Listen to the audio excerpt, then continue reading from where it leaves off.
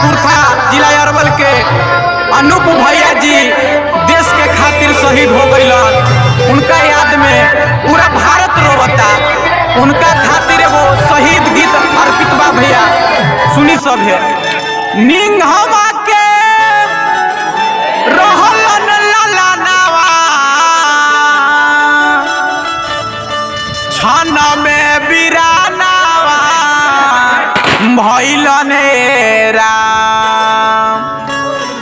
सुन के अपना भवानावा, सुन के अपना भवानावा अनूप जी सपनावा भइलन राम। सुन के अपना गानावा अनूप जी सपनावा भइलन राम। निंगहवा के रहलन ललनावा छन में बिरानावा भइलन राम। निंगहवा के रहलन ललनावा छन में बिरानावा भइलन राम। सुन के पापा के गानावा, सुन के माई के गानावा अनूप जी सपनावा भइलन राम। सुन के अम्मा के भवानावा अनूप जी सपनावा भइलन राम। बाहरे हमरा देश के लाल, ओह देश भक्त सपुत्र खातिर आज पूरा देश रोवता। गर्व से सीना चौड़ा बा, लोग कहता कि बेटा होखे तो बबुआ अनूप जैसन।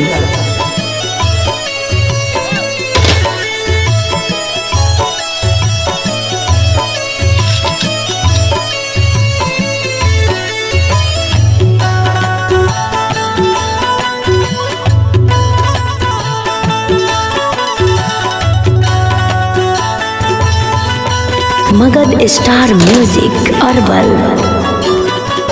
रोवतारे गौआ नगरिया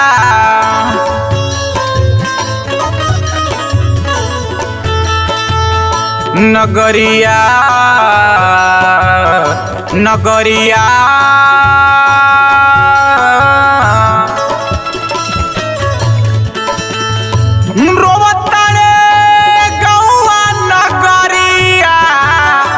सुन के खबरिया ऐसन राम।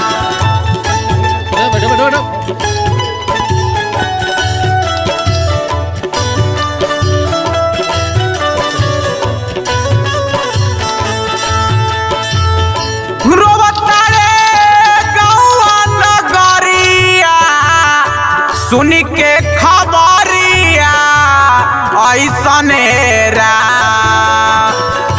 झर झर बरसे नैनावा, झर झर बरसे नैनावा अनूप जी सपनावा भइलन राम। सुन के पापा के भवानावा अनूप जी सपनावा भइलन राम।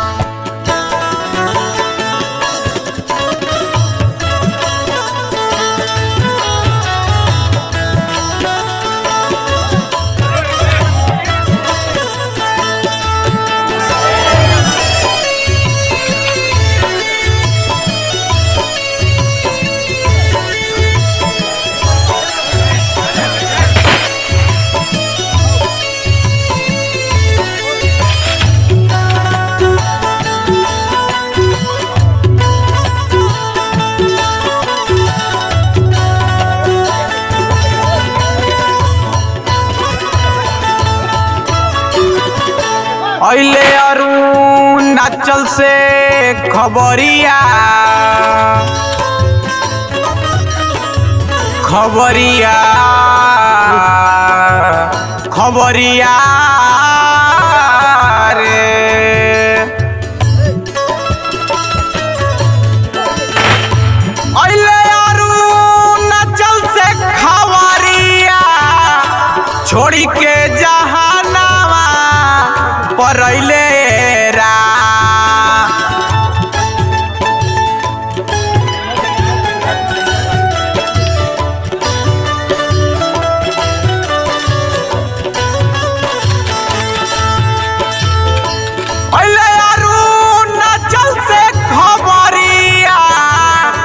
छोड़ी के जहानावा परैले रा चाचा मधेश्वर के ललानावा चाचा मधेश्वर के ललानावा छोड़ी के सपानावा भइलने रा